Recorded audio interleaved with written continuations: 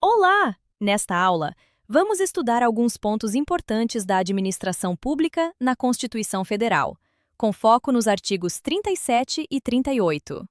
A ideia é entender três temas principais: acumulação de aposentadoria com cargo público, readaptação funcional e exercício de mandato eletivo por servidor público. Essas regras são importantes porque ajudam a organizar os limites da atuação do servidor e garantem que a administração pública funcione de forma regular, transparente e eficiente. Antes de começar, já aproveita para se inscrever no canal e deixar o seu like. Isso ajuda o conteúdo a chegar para mais pessoas que também estão estudando administração pública, direito constitucional ou temas ligados ao serviço público. Agora, vamos ao conteúdo. A primeira regra é direta. Em regra, o servidor aposentado não pode receber, ao mesmo tempo, proventos de aposentadoria e remuneração de um cargo, emprego ou função pública ativa. Essa vedação existe para evitar acúmulos indevidos pagos pelo poder público. Mas a própria Constituição admite exceções. Por isso, antes de concluir que há irregularidade, é necessário verificar se o caso se encaixa em alguma hipótese permitida. A Constituição prevê três situações principais em que essa acumulação pode ser admitida.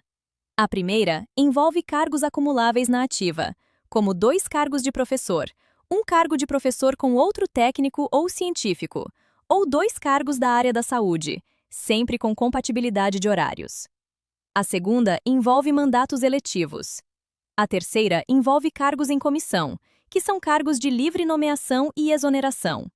Fora dessas hipóteses, a acumulação tende a ser vedada. Aqui temos uma regra importante, trazida pela reforma da Previdência.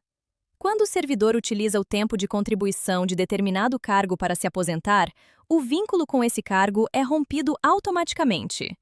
Em termos simples, se o tempo daquele cargo foi usado para gerar a aposentadoria, o servidor não pode continuar trabalhando no mesmo vínculo como se nada tivesse acontecido. Essa regra evita que o mesmo vínculo produza, ao mesmo tempo, aposentadoria e continuidade funcional. Neste ponto, a Constituição também estabelece uma limitação. A administração pública não pode, como regra, complementar aposentadorias ou pensões para igualar benefícios antigos. A lógica é proteger o equilíbrio financeiro do sistema previdenciário. Existem exceções específicas, como situações ligadas à previdência complementar ou à extinção do regime próprio, mas a regra geral é a vedação da complementação paga diretamente pelo ente público. A readaptação é uma solução administrativa para o servidor que sofre limitação física ou mental, mas ainda possui capacidade para exercer outra função. Em vez de encaminhar automaticamente para a aposentadoria por incapacidade permanente, a administração deve verificar se existe a possibilidade de realocar esse servidor em outro cargo compatível. Assim, a readaptação preserva o vínculo, aproveita a capacidade laboral existente e evita uma aposentadoria quando ainda há possibilidade de trabalho. A readaptação não é uma simples troca de função. Para assumir o cargo de destino, o servidor precisa cumprir requisitos mínimos, como habilitação exigida e nível de escolaridade compatível. Outro ponto importante: o servidor passa a exercer as funções do novo cargo, mas a remuneração continua vinculada ao cargo de origem. Esse detalhe costuma aparecer em provas e merece atenção. Muda a atividade exercida, mas não muda a base remuneratória original. Agora, entramos no artigo 38 da Constituição, que trata do servidor público eleito para mandato político. O objetivo da norma é equilibrar 2 valores: o direito do servidor de participar da vida política e a necessidade de manter a eficiência da administração pública. Por isso, a Constituição cria regras diferentes conforme o tipo de mandato exercido. Nem todo mandato gera o mesmo efeito funcional. A regra muda conforme o cargo político.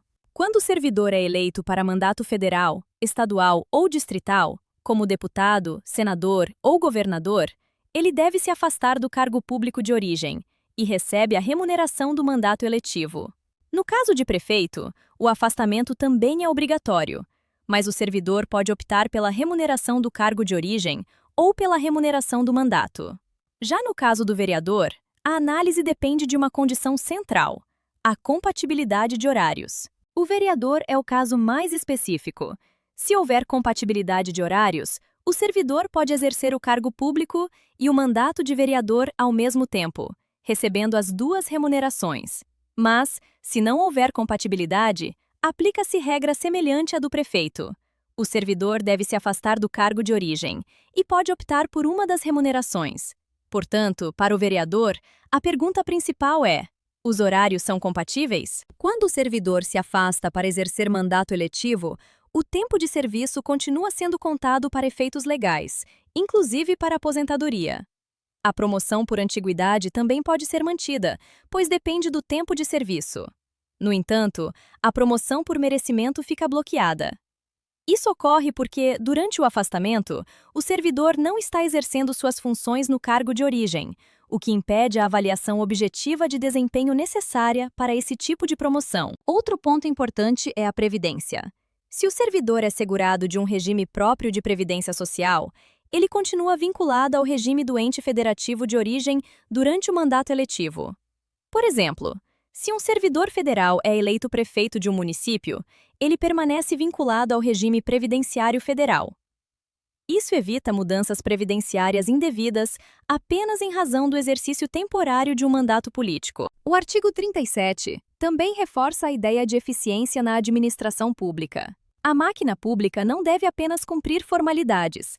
Ela precisa demonstrar resultados, cumprir metas e avaliar continuamente suas políticas. Esse é o movimento de uma administração mais burocrática para uma administração mais gerencial. A lógica é simples. O serviço público precisa provar que entrega valor à sociedade. Para fechar, podemos organizar o conteúdo em 4 ideias principais. Primeiro, a acumulação de aposentadoria com remuneração ativa é proibida como regra, mas possui exceções constitucionais. Segundo, a aposentadoria que utiliza o tempo de contribuição do cargo pode romper automaticamente o vínculo com esse cargo. Terceiro, a readaptação permite que o servidor com limitação física ou mental seja realocado em função compatível, mantendo a remuneração ligada ao cargo de origem. Quarto, o servidor eleito para mandato político segue regras específicas, principalmente nos casos de prefeito e vereador. Esse mapa final ajuda a revisar os principais pontos dos artigos 37 e 38 da Constituição Federal. Se este conteúdo ajudou você, deixe o seu like, inscreva-se no canal e compartilhe com alguém que também esteja estudando administração pública ou concursos públicos. E escreva nos comentários qual desses pontos você considera mais importante ou mais difícil: acumulação de cargos, readaptação ou mandato eletivo. Até a próxima aula. Obrigado por assistir até o final. Os links estão na tela e na descrição. Contribua com o Revisão em Foco.